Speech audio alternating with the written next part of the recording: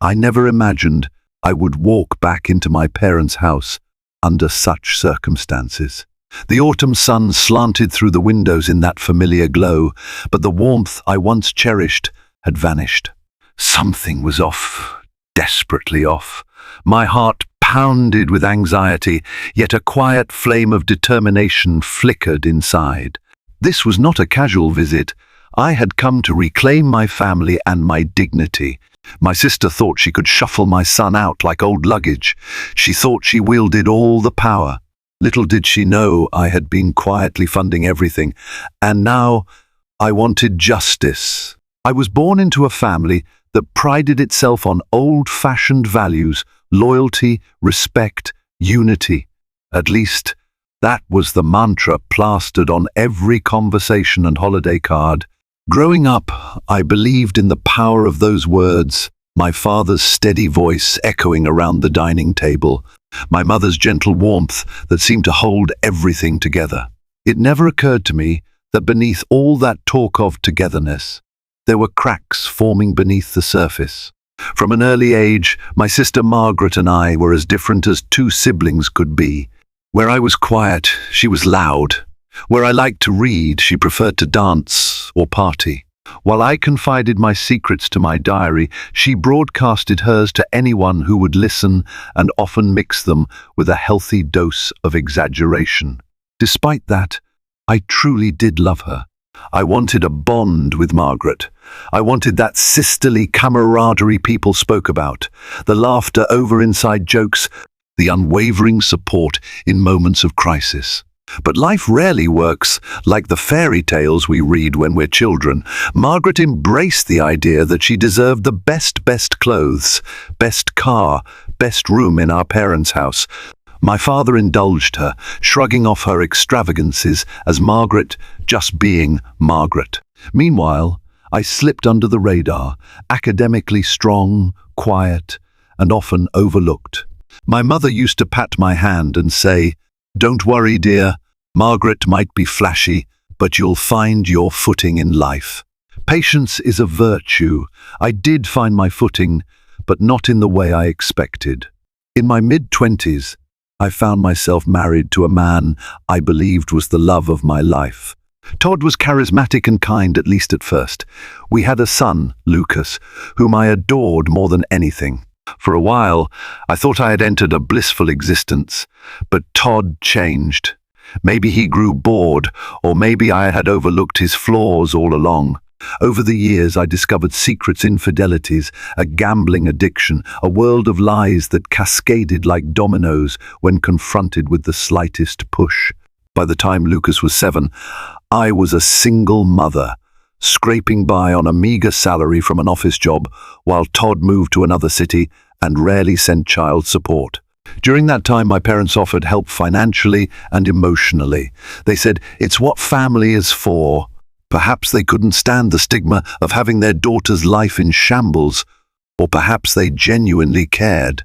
I'll never know entirely, but I was grateful. Margaret, on the other hand, had moved on with her life, forging relationships with wealthy circles, throwing lavish parties, posting photos of designer handbags on social media. She rarely contacted me unless she needed a favor, usually something minor, like referencing me at a job interview to flaunt her respectable older sister. But her calls or texts rarely ended with the question, "How are you?" or "How's Lucas?" Nevertheless, life went on.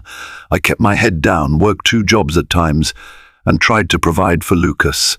When he turned 14, I managed to land a more lucrative position in the tech industry, a stroke of luck propelled by an old friend from college who needed a dedicated, detail-oriented employee. With that, money started to flow a bit easier. I remember the immense relief when I could finally afford Lucas's school trips, new clothes, and even small luxuries like a weekend getaway every now and then. But then tragedy struck our family. My father fell ill with a heart condition. It was sudden and shocking, a reminder that life was fragile. Margaret was off traveling or attending parties when it happened. My mother was a mess of tears and trembling hands. I stepped in, paying for hospital bills, specialist consultations, medications, whatever was needed. And yes, I had help from an insurance policy, but it wasn't enough to cover the entire ordeal. So I dipped into my savings. All I could think was, he's my dad. He's done so much for me. This is the least I can do. During those difficult months, Margaret's phone calls became more frequent, partly out of concern for our father, partly out of curiosity about the financial situation. "Thank goodness we have each other," she'd say, but she never offered specifics about how she might help. She never brought up financial contributions unless it was to say, "I'm kind of strapped this month." I saw her Instagram posts of exotic beaches and champagne-fueled events, so I knew money wasn't the real issue, at least not for her enjoyment. Maybe she was just used to other people picking up the tab. Still, I didn't mind. My father got the treatments he needed, and eventually he stabilized. The doctor advised him to take it easy, to avoid stress, to move slowly. Mum insisted they stay in their old home. It was the place where all their memories lived, she said. I respected that, though a part of me worried about their health and safety being so far from the city.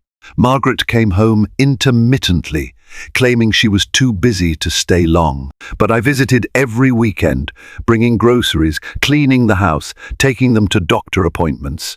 Over time, I settled into the role of caretaker, financial, emotional, physical.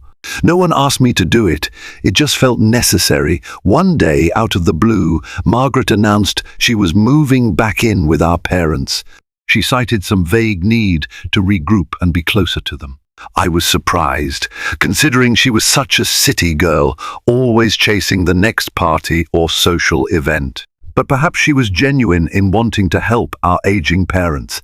That was my optimistic side. My realistic side told me Margaret might have other reasons.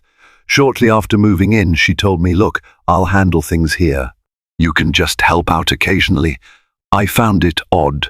I was the one paying the bills. I had even arranged a nurse to check on Dad weekly, and I footed the bill for that as well. But if Margaret was there, caring for them day to day, I figured it might be good. I could focus on my own life for a change, and maybe plan for Lucas's future. College wasn't too far off, and I wanted him to have everything he deserved. For a brief time, everything seemed peaceful. Margaret sent me cheerful messages about how Dad was doing better, how Mom was cooking more, how the nurse was lovely. I relaxed a bit, letting my bank transfers continue monthly into my parents' account, covering the mortgage, utilities, and any medical expenses. Margaret was living there rent-free, but I didn't mind, as long as she was truly helping them. Then came the day I received a tearful phone call from Lucas. He had gone to visit his grandparents for a weekend, something he loved doing because it connected him to family roots. When I answered the phone, his voice quavered, tears threatening to break through his words. "Mom," he said, "Aunt Margaret won't let me stay. She kicked me out." His confusion and hurt spilled through the phone line, piercing my heart. That moment shattered whatever illusions of familial harmony I had left. The next question that tumbled out of my mouth was, why? Lucas tried to explain, but he was too upset to form coherent sentences. I could picture him, tall for his age but with a gentle spirit, standing on the porch, suitcase in hand, tears streaming down his cheeks. My boy, my only child, cast aside like an inconvenience. I felt a white-hot fury simmer in my veins. My sister had no right at all. That house wasn't hers, and even if it were, Lucas was her nephew. My parents were inside, apparently oblivious or too disoriented to do anything. Margaret had always been self-centered, but this was a new low. I needed answers, and I needed them now. I told Lucas to wait outside, that I would come get him. My drive there was a blur, my pulse pounding, thoughts racing, recalling every slight my sister had ever dealt me in the past. But this time it was my son. I could forgive personal offenses to me, but harming my child was a whole different ballgame. By the time I arrived, my jaw was clenched so tight I half worried I'd break a tooth. As I pulled up to the house, I saw Lucas sitting on the curb, his duffel bag beside him. My mother peeked through the curtains, her face pale. Dad sat in the armchair just inside the window, his expression unreadable. Where was Margaret? Probably inside, feeling triumphant. I took one look at my son and wrapped him in a fierce hug, telling him how sorry I was that he had to experience this. We walked inside together, only to be met by Margaret's steely glare from the living room. She sat with her legs crossed, sipping a glass of iced tea as though she were the lady of the manor. Something inside me snapped. I confronted her, my voice shaking but resolute, demanding an explanation. She rolled her eyes and said something about Lucas tracking mud in the house and disrespecting her rules. The audacity! I wanted to shout. My mother hovered nearby, wringing her hands, while my father stared straight ahead, looking exhausted. I didn't yell, though my blood roiled. Instead, I told Lucas to go gather anything he might have left in his grandparents' house. Then I turned to Margaret and said, in a voice I barely recognized as my own, "I will not forget this." She shrugged, unbothered, and said, "He's your kid, not mine. This is my house now. I keep it in order." With that, I realized she believed her own delusion. She truly thought she was the one holding everything together. She didn't just want control, she believed she had it. I bit my lip hard enough to taste copper. There was so much I wanted to say, so much venom I could have spewed in her direction. But I glanced at my parents, saw the stress etched in their faces, and decided to walk away. Lucas and I left, and the car ride home was silent except for the occasional sniffle from him. I swallowed my rage like poison, promising myself I would deal with Margaret later. But that night, as I lay awake, replaying the scene in my head, a new thought emerged. She has no idea. She has no idea that I'm the one paying the mortgage, the bills, even the groceries she's consuming. She has no clue how close I am to cutting her off from every luxury she's enjoying. I felt a slow, grim smile curl on my lips. This was the point of no return. If Margaret wanted to be the queen of my parents' house, let her.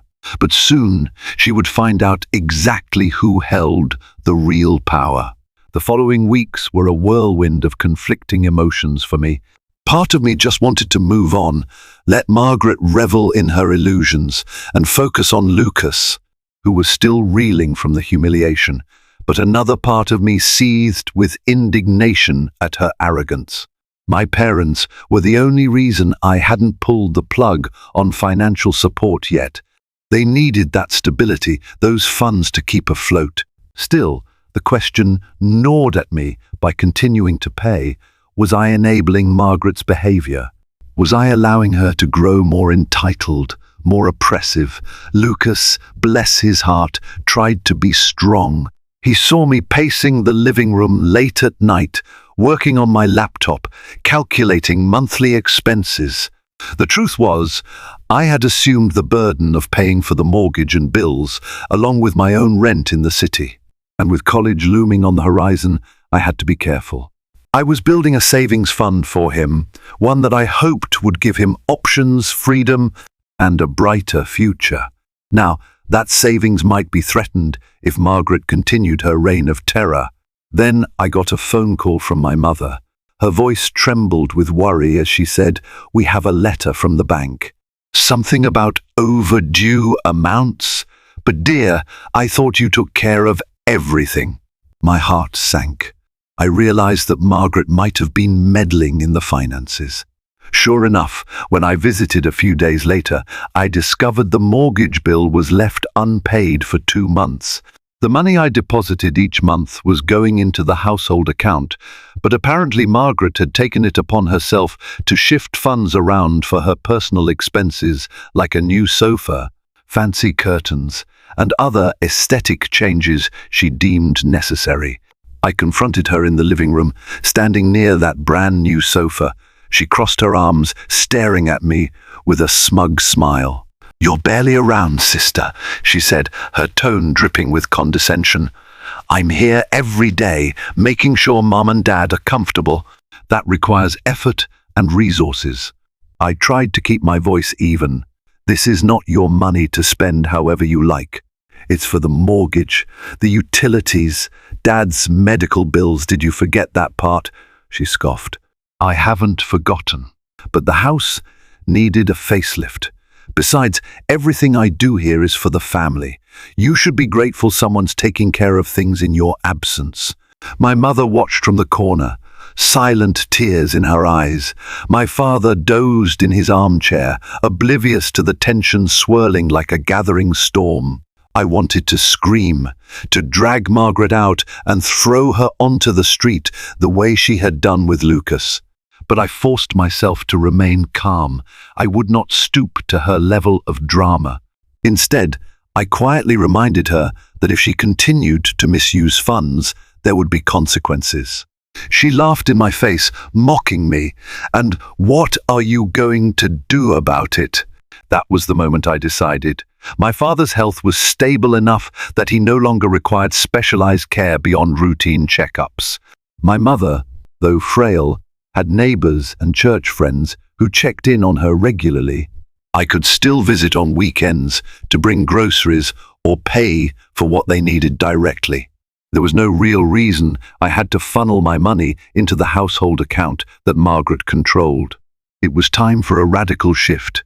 That evening, I took my parents aside when Margaret was out, who knows where, and I told them gently that I would continue to support them in every way possible, but I would no longer deposit money into the joint account. Instead, I would set up a separate fund for their bills. I even promised to pay the mortgage directly, bypassing Margaret entirely. My mother looked relieved, though she seemed worried about Margaret's reaction. My father, drowsy from medication, nodded and mumbled something about doing what's best, honey. I kissed them both goodnight, feeling a newfound strength surge through me. Of course, Margaret exploded when she found out. I received an avalanche of furious text messages, accusing me of sabotaging her efforts, undermining her authority in the house, and being a stingy, ungrateful sister. The vitriol in her words astonished me. At first, I tried to explain that I was simply ensuring the money went where it needed to go, but it was like talking to a brick wall. She only cared about one thing, losing access to the cash flow she'd enjoyed, and she was livid. A week later, I got a panicked call from my mother again. She begged me to come over, saying Margaret was threatening to leave and take some of Dad's important documents with her. So I rushed over, worried and frustrated. When I arrived, I found my sister rummaging through drawers and cabinets, tossing papers onto the floor. Mom was on the sofa, tears streaking her cheeks. Dad sat there, fists clenched around the arms of his chair, looking tired and defeated. "What's going on?" I demanded, trying to keep my voice steady. Margaret whirled around, her eyes blazing. "I can't live like this anymore, cut off from everything. If you won't trust me, I'm out. But I'm taking what's mine." She waved a stack of papers in the air, though I wasn't sure if they were even relevant to her. They might have been tax forms, insurance policies, or God knows what else. I moved closer, adrenaline pumping through my veins. "Give those to me, Margaret." "Why should I?" she hissed. "You've already taken everything else." My parents were silent, too emotionally drained to intervene. I realized that physically taking the documents from her might result in a struggle, and I didn't want to escalate things further. Instead, I took a deep breath and spoke in a low, measured tone. "Margaret, if there's something you need, we can discuss it. But don't cause more harm to our parents. They don't deserve this stress." She glared at me, breathing heavily. For a tense moment, I thought she might lash out physically, but then she tossed the papers onto the coffee table in a messy heap. "Fine," she spat. "Have it your way. But don't think this is over. She stomped toward the door, snatching her purse from a chair. Mom let out a cry, "Margaret, please!" But my sister didn't look back. She slammed the door behind her so hard that the windows rattled. My mother broke down in sobs, and I hurried to her side, wrapping my arms around her. Dad stared at the door, his eyes distant and moist. That night, after putting my parents to bed and ensuring they were calm, I stayed in my old bedroom. Memories of childhood flooded my mind, the glow in the dark stars on the ceiling, the leftover stickers on the dresser, the creaking floorboards that used to lull me to sleep. I felt a strange mixture of nostalgia and heartbreak. I was only trying to protect my parents, my son, and my own well-being. Why did it have to come to this? The following morning, I woke early to the smell of coffee and found my mother in the kitchen. She was pale but composed, determined to go about her routine. We sat down together, sipping coffee in silence for a moment, until I gently placed my hand on hers. "I'm sorry," I said, my voice quivering. "I never wanted to drive Margaret away, but I can't let her continue treating everyone like that." Mom nodded slowly, tears threatening again. I know you've done everything to keep this family afloat. It's just, she's my daughter too. I worry about her." One understood her concern, but I also knew Margaret was an adult who had made her choices. We finished our coffee, quietly acknowledging the shift in our household dynamic. I offered to stay for another day or two to make sure everything was settled. Mom accepted, clinging to my arm as though afraid I might vanish as well. That afternoon, while tidying the living room, I stumbled upon a small key under the sofa, a key I recognized as belonging to an old metal box my parents kept important documents in. I recalled seeing Margaret digging around, and I wondered if she had tried to access that box. My heart pounded at the thought of what she might have done if she'd found it. Inside that box were all sorts of vital papers, birth certificates, bank statements, deeds. The mere idea of Margaret misusing them sent chills down my spine. I tucked the key safely in my pocket, resolving to change the location of the box or get a small safe if necessary. My parents' security was paramount now. Back at home in the city a few days later, I tried to settle back into my routine work, Lucas, daily life. But I couldn't shake the constant worry about my parents. Margaret's absence left a void, but it was also a relief. She was no longer there to siphon money or terrorize my family.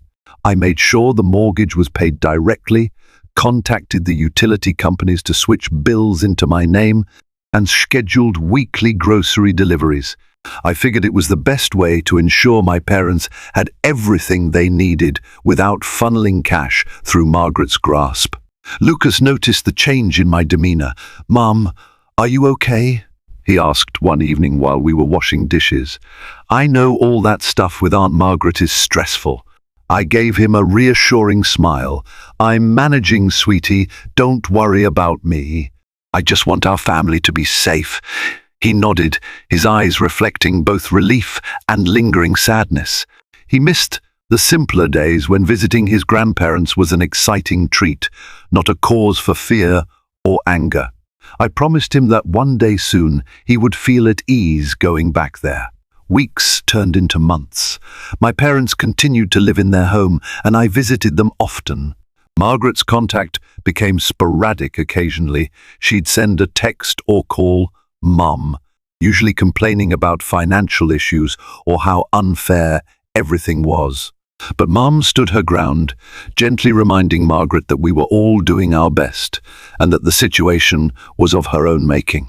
Meanwhile, I was making progress at work, landing a few big projects, earning bonuses. My savings for Lucas grew steadily. Life felt calmer, if still tinged with sadness over the family rift. But then, the storm returned. Late one night, I received a frantic call from a number I didn't recognize. A slurred voice on the other end said, "Your sister's in trouble. She's at the Infinity Lounge downtown," and hung up before I could ask anything else. My heart pounded.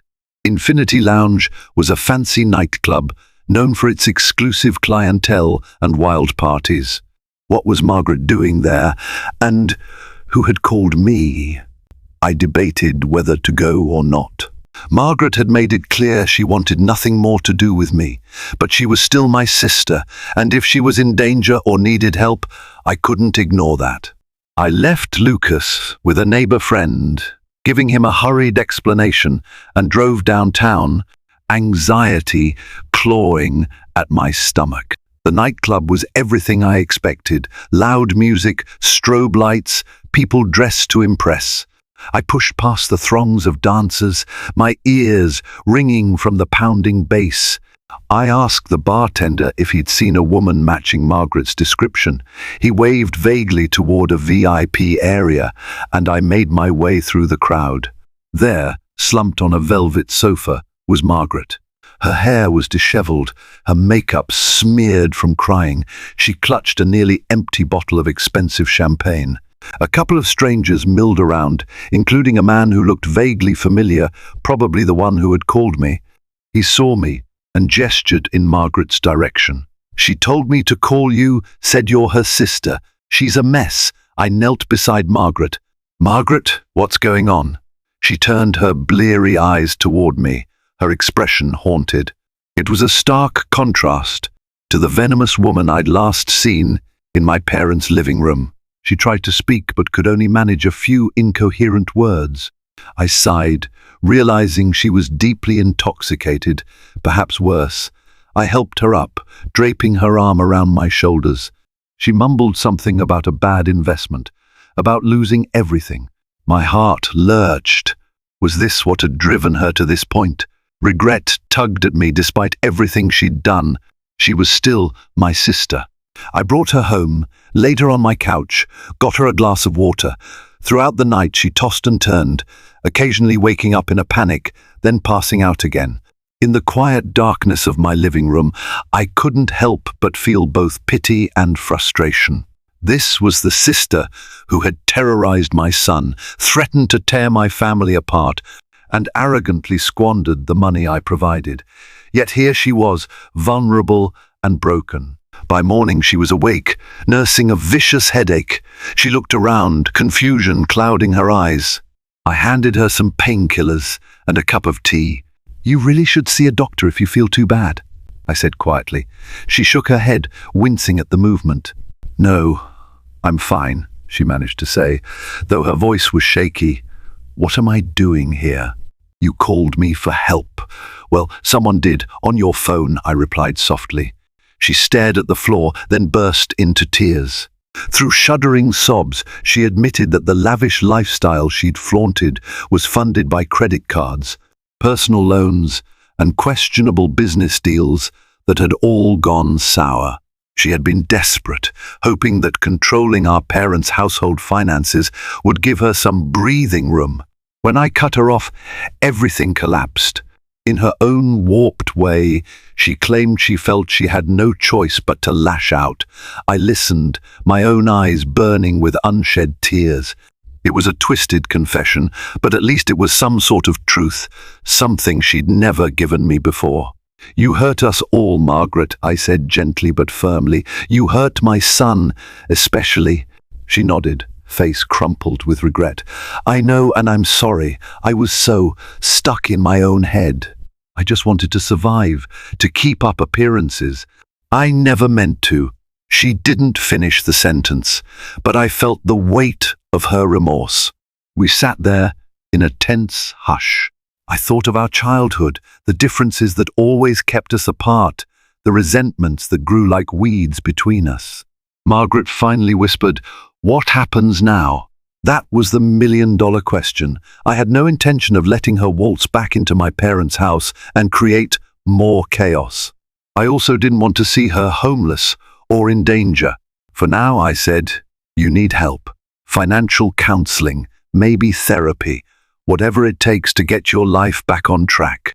But you need to understand that trust has to be earned back. You can't just say sorry and expect everything to go back to how it was." She nodded, tears still rolling down her cheeks.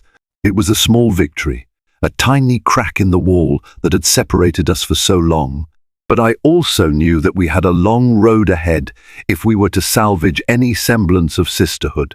Over the following weeks, Margaret stayed in a small motel, paid for with her dwindling funds. I helped her fill out job applications and introduced her to a friend who worked in recruitment. It wasn't an easy process. She had burned bridges, racked up debt, and lost the trust of nearly everyone who once admired her for her flashy facade. But for the first time, I saw a glimmer of humility in her. Meanwhile, the first continued caring for my parents. With Margaret out of the house, they found some measure of peace. I'd occasionally update them on Margaret's well-being, and though they were relieved she was safe, they were cautious about letting her back into their lives fully, understandably so. In the midst of all this, Lucas's birthday approached. He was turning 17, blossoming into a kind, thoughtful young man, despite the turmoil. I planned a small celebration at home, inviting a few close friends and some family members. I debated whether to invite Margaret. Part of me still harbored resentment for what she'd done, but another part of me wanted to give her a chance to make amends, especially to Lucas. After much deliberation, I decided to extend an invitation. It would be up to her whether to come or not. On the day of the party, Lucas was all smiles, grateful for the new skateboard I'd bought him, excited to see his friends. My parents arrived, my father leaning on a cane but looking happy to be out of the house. My mother brought a homemade cake, humming with excitement. Then, at the edge of the crowd, I saw Margaret. She stood awkwardly, carrying a small gift bag, her eyes scanning for Lucas. When she spotted him, she froze. He noticed her too, pausing to figure out how to react. For a tense moment, no one moved. Then, taking a breath, Lucas walked toward her. Margaret's eyes brimmed with tears as she whispered an apology I couldn't hear.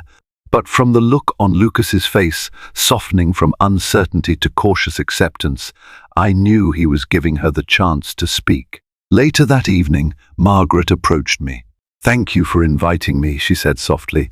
"I know I don't deserve it, but I want you to know I'm genuinely trying to change." I nodded, a lump in my throat. "Good, keep trying." It wasn't a grand reconciliation, but it was a step. Perhaps the first real step we'd ever taken together. And though the scars of the past remained, that evening felt like the quiet, hopeful dawn after a long, dark night. Little did I know that fate had one more dramatic twist in store for us, a moment of truth more shocking than anything we'd experienced so far. The day of that final revelation began like any other me rushing to work. Lucas heading to school, and my parents settled in their routine. Margaret had found a small administrative job in town, thanks to the recommendation of my recruiter friend. She seemed determined to prove she wasn't the same person who once clawed for control at any cost. Though it was a far cry from the flashy life she once led, it provided a paycheck and a sense of stability she desperately needed. One crisp morning, I arrived at my parents' house with grocery bags in hand. Mom greeted me with a warm hug. Dad was in the living room, reading the newspaper. The air felt lighter than it had in months. We chatted about everyday things, the upcoming town fair, Lucas's college visits, the new recipes Mom wanted to try. For a moment, I believed the worst was behind us. Suddenly, the phone rang, a landline that rarely saw use.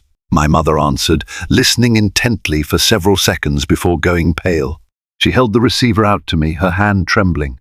"It's for you," she whispered, her voice quivering with dread. I took the phone, heart pounding. "Hello?" An unfamiliar voice asked.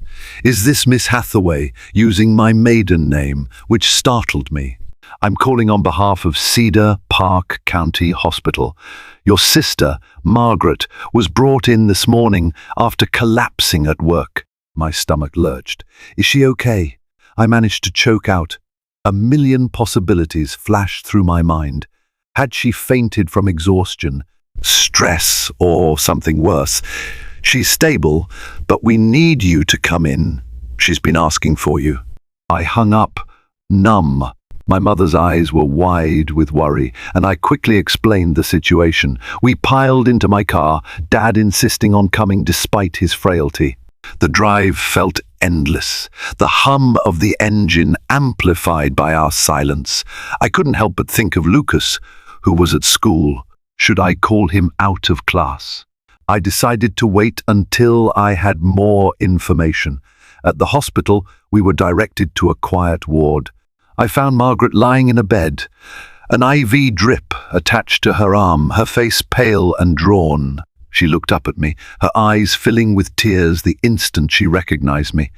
A doctor entered behind us, clipboard in hand. Margaret tried to speak, but her voice was barely above a whisper. "I'm sorry to drag you into this," she began. "It's okay," I said automatically, my heart aching at the sight of her vulnerability. "Just rest." The doctor cleared his throat. "We ran some tests. It appears Margaret has a chronic liver condition, exacerbated by high stress and, well, prolonged unhealthy habits. We're still assessing the extent, but she'll need further treatment and lifestyle changes." I felt as though I'd been punched in the gut. My parents hovered nearby, both looking ready to collapse from anxiety.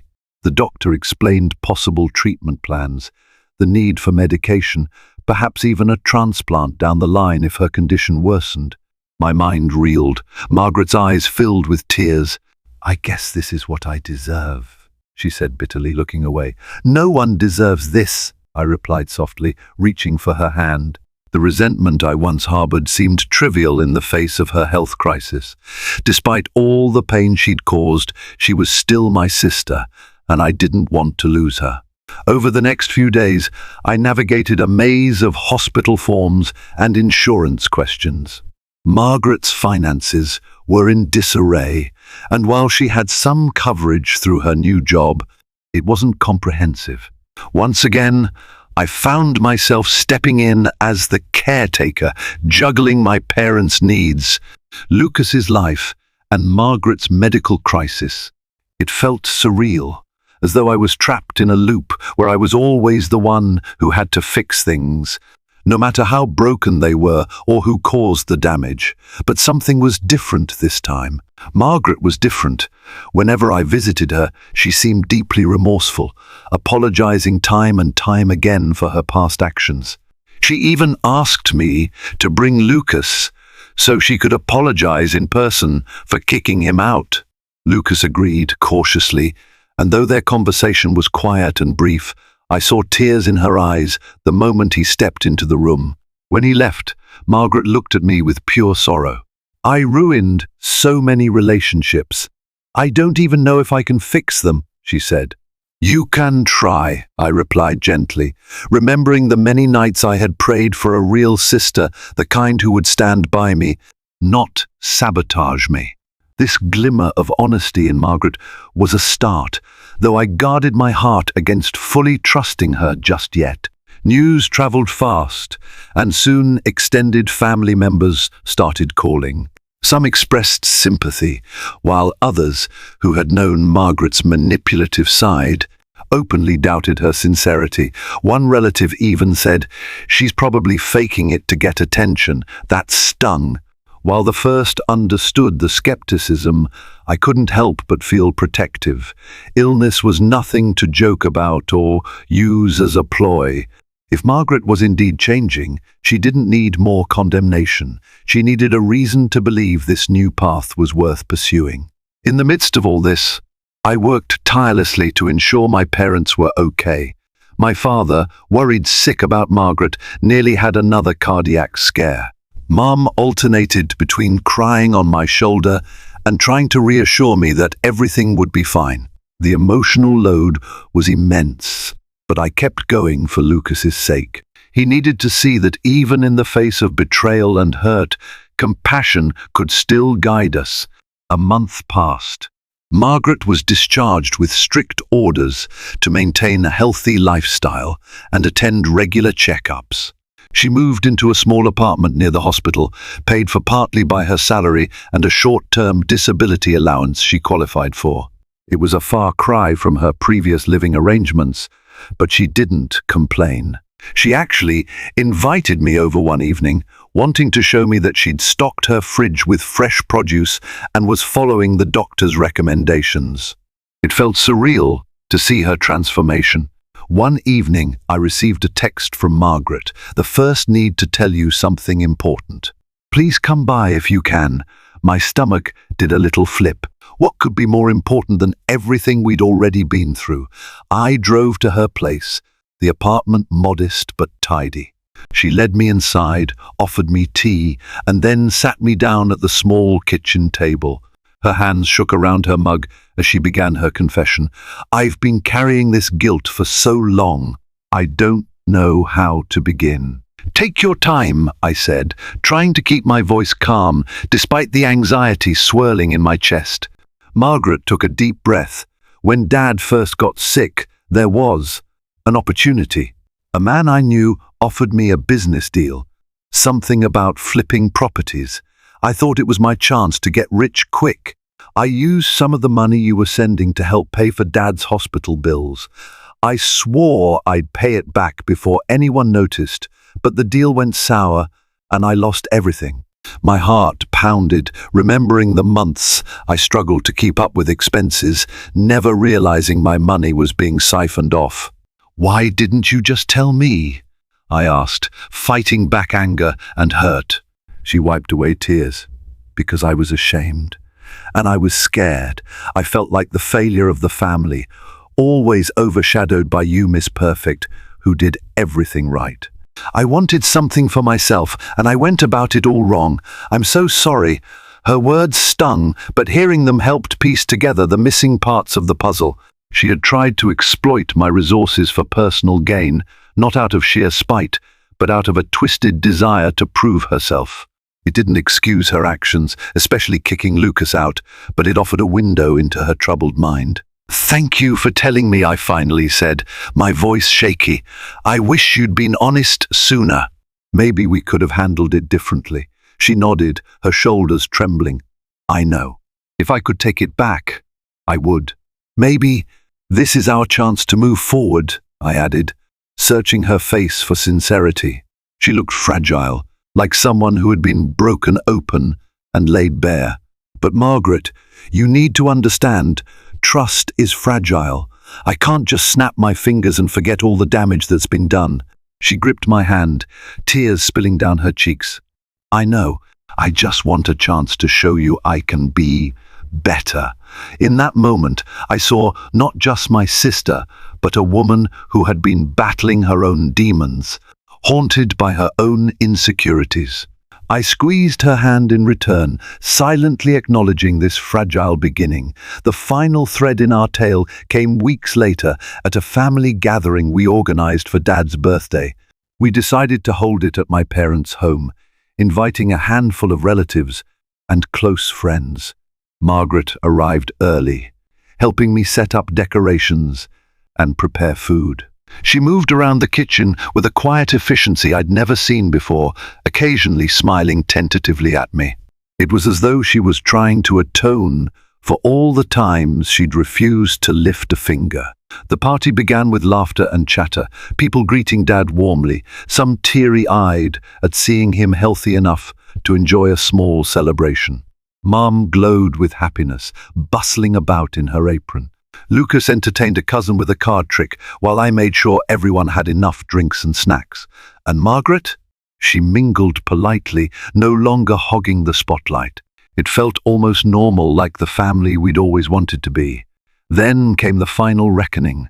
My Aunt Nancy, who was always blunt, stood up to offer a toast. Raising her glass, she said, "To your health, dear brother," looking at my father with genuine affection. Then her gaze swept around the room and landed on Margaret. "And to second chances," she added pointedly. A ripple of tension passed through the room. Margaret looked down at her shoes, her cheeks flushing. But instead of taking offense, she cleared her throat and spoke up, her voice wavering. "1. I just want to say I'm sorry," she began, looking directly at Lucas. "I know I've caused a lot of pain. I don't expect forgiveness overnight, but I'm working to make things right. Lucas, to my surprise, stepped forward. I appreciate that, he said, his tone calm yet firm. I felt a swell of pride at my son's maturity. He could have easily shunned her, but instead, he showed empathy. Aunt Nancy, perhaps taken aback by this raw honesty, hesitated before nodding in approval. The room fell silent, like everyone was collectively exhaling. In that moment, I realized how far we'd come from the screaming matches and clandestine power plays. It wasn't a perfect resolution. There were still scars, still doubts, but it was the first time. I felt hope that maybe, just maybe, our family could rebuild itself on a foundation of honesty. After the toast, conversations resumed, lighter and somehow more genuine. I caught Margaret wiping away a stray tear as she retreated to the kitchen. I followed her, placing a comforting hand on her shoulder. "Thank you," I said simply, meaning it with all my heart. She turned to me, her eyes shining. "For what?" "For trying," I whispered. "For owning up to what you did and wanting to move forward." She nodded, voice catching in her throat. "I've caused so much damage. I'm amazed any of you even speak to me." "People can surprise you," I said, thinking of all the times life had surprised me. Sometimes love and forgiveness come from unexpected places. Margaret let out a shaky breath and offered a small, hopeful smile. "I want to earn that forgiveness for as long as it takes." And so the day ended on a note of cautious optimism. It was neither the dramatic showdown nor the neat, tidy conclusion I had once envisioned. Instead, it was something more profound, a step toward real healing and reconciliation. The bitterness that had once consumed me had been softened by the realization that sometimes revenge isn't as satisfying as learning the truth behind someone's pain. Yes, Margaret had kicked my son out, threatened our family bonds, and taken advantage of my financial generosity. She had no idea I was paying for everything until I stopped, and that forced her to confront her own failures. In the end, what truly brought her to a reckoning wasn't my anger or withdrawal of funds. It was the convergence of her own life choices and health crisis that left her vulnerable and alone. Seeing her in that hospital bed, fragile and apologetic, reminded me that strength doesn't always come from triumphing over someone else. Sometimes it comes from acknowledging our own humanity and choosing to help someone get back up, even if they once tore us down. As I watched Margaret chat with our relatives in the living room, her voice subdued yet sincere, I felt a sense of quiet victory. Not the victory of revenge, but of reclaiming my power, the power to choose compassion over bitterness, hope over grudges, and love over resentment. We were not the perfect family, never had been, never would be.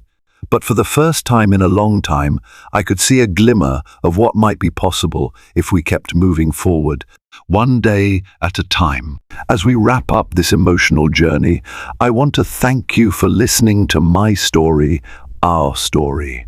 What began as a cruel betrayal turned into a stark reminder that family can break us down or lift us higher than we ever imagined.